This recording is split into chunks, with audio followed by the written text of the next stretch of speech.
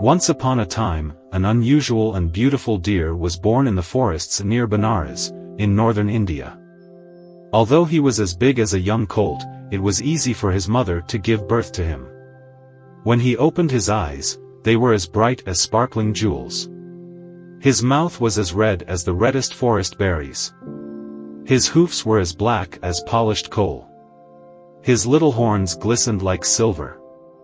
And his color was golden, like a perfect summer's dawn. As he grew up, a herd of 500 deer gathered around him, and he became known as King Banyan Deer. Meanwhile, not far away, another beautiful buck deer was born, just as splendidly golden in color. In time, a separate herd of 500 deer came to follow him, and he was known as Branch Deer. The king of Benares at that time was very fond of eating venison. So he regularly hunted and killed deer. Each time he hunted, he went to a different village and ordered the people to serve him. They had to stop what they were doing, whether plowing or harvesting or whatever, and work in the king's hunting party. The people's lives were upset by these interruptions. They grew less crops, and other businesses also had less income.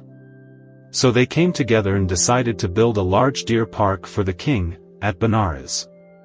There he could hunt by himself, with no need to command the services of the villagers. So the people built a deer park. They made ponds where the deer could drink, and added trees and grasses for them to eat from.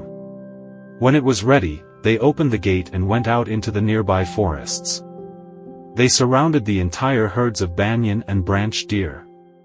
Then, with sticks and weapons and noisemakers, they drove them all into the deer park trap, and locked the gate behind them. After the deer had settled down, the people went to the king and said, "Our crops and income have suffered because of your hunting requirements. Now we have made you a pleasant safe deer park, where you can hunt by yourself as you like. With no need of our aid, you can enjoy both the hunting and the eating of deer." The king went to the new deer park. There he was pleased to see the vast herds.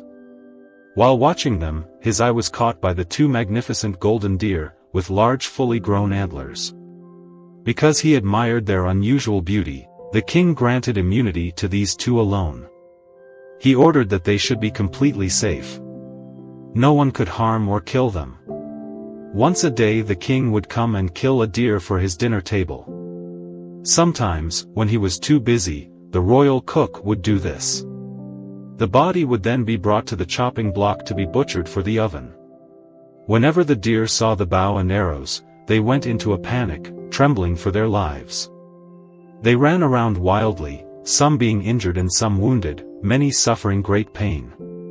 One day, King Banyan Deer's herd gathered around him. He called Branch Deer, and the two herds joined for a meeting.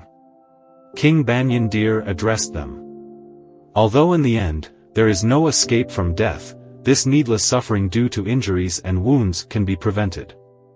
Since the king only wishes the meat of one deer per day, let one be chosen by us each day to submit himself to the chopping block. One day from my herd, and the next day from Branch Deer's herd, the victim's lot will fall to one deer at a time. Branch Deer agreed. From then on, the one whose turn it was, meekly surrendered himself and laid his neck on the block. The cook came each day, simply killed the waiting victim, and prepared the king's venison. One day, the turn fell by chance to a pregnant doe in Branch Deer's herd. Caring for the others as well as herself and the unborn one, she went to Branch Deer and said, "My lord, I am pregnant. Grant that I may live until I have delivered my fawn. Then we will fill 2 turns rather than just one. This will save a turn, and thereby a single life for one long day." Branch Deer replied, "No, no, I cannot change the rules in midstream and put your turn upon another. The pregnancy is yours. The babe is your responsibility. Now leave me." Having failed with Branch Deer, the poor mother doe went to King Banyan Deer and explained her plight. He replied gently, "Go in peace. I will change the rules in midstream and put your turn upon another." And the deer king went to the executioner's block, and laid down his own golden neck upon it. A silence fell in the deer park. And some who tell this story even say that silence also fell in other worlds not seen from here.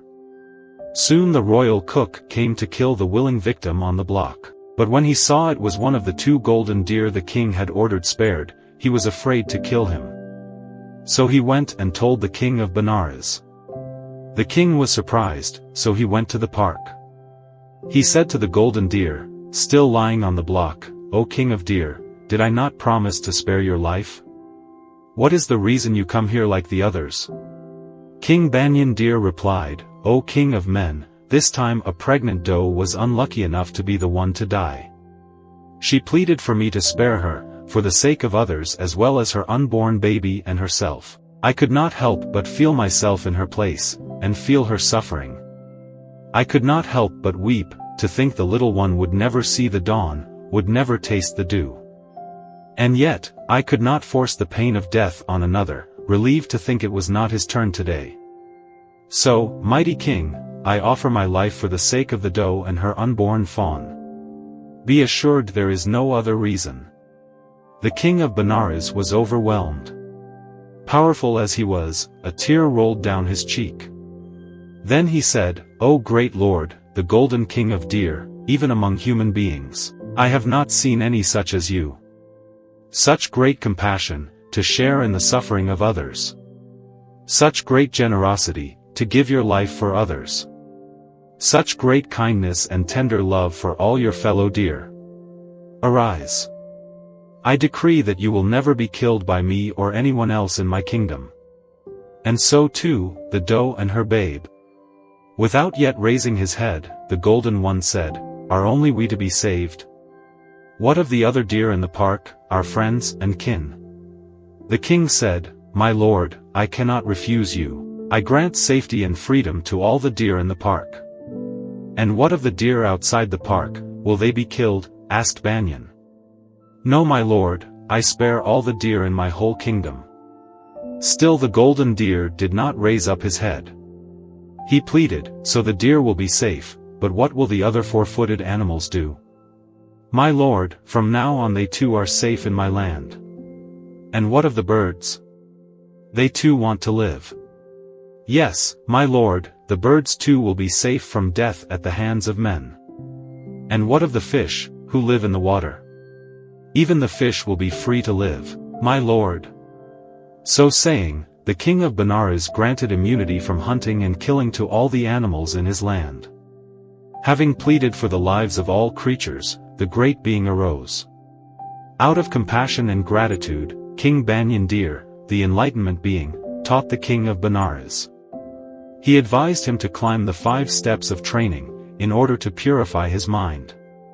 He described them by saying, "It will benefit you, if you give up the 5 unwholesome actions. These are: destroying life, for this is not compassion. Taking what is not given, for this is not generosity. Doing wrong in sexual ways, for this is not loving kindness. Speaking falsely, for this is not truth. Losing your mind from alcohol, for this leads to falling down the first 4 steps." He further advised him to do wholesome actions, that would bring happiness in this life and beyond. Then King Banyan Deer, and both herds, returned to the forest.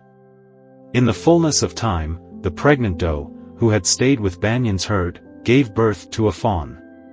He was as beautiful as a lotus blossom given as an offering to the gods. When the fawn had grown into a young buck deer, he began playing with Branch Deer's herd. Seeing this, his mother said to him, "Better to die after a short life with the great compassionate one, than to live a long life with an ordinary one." Afterwards, her son lived happily in the herd of King Banyan Deer. The only ones left unhappy, were the farmers and villagers of the kingdom. For, given total immunity by the king, the deer began to fearlessly eat the people's crops. They even grazed in the vegetable gardens inside the villages and the city of Benares itself, so the people complained to the king, and asked permission to kill at least some of the deer as a warning. But the king said, "I myself promised complete immunity to King Banyan Deer. I would give up the kingship before I would break my word to him. No one may harm a deer."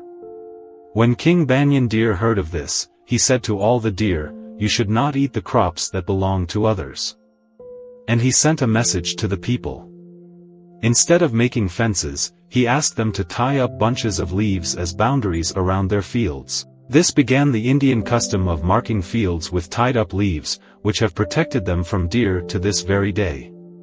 Both King Banyan Deer and the King of Benares lived out their lives in peace, died, and were reborn as they deserved. The moral is, wherever it is found, compassion is a sign of greatness. This is Courage to Act Motivation Stories.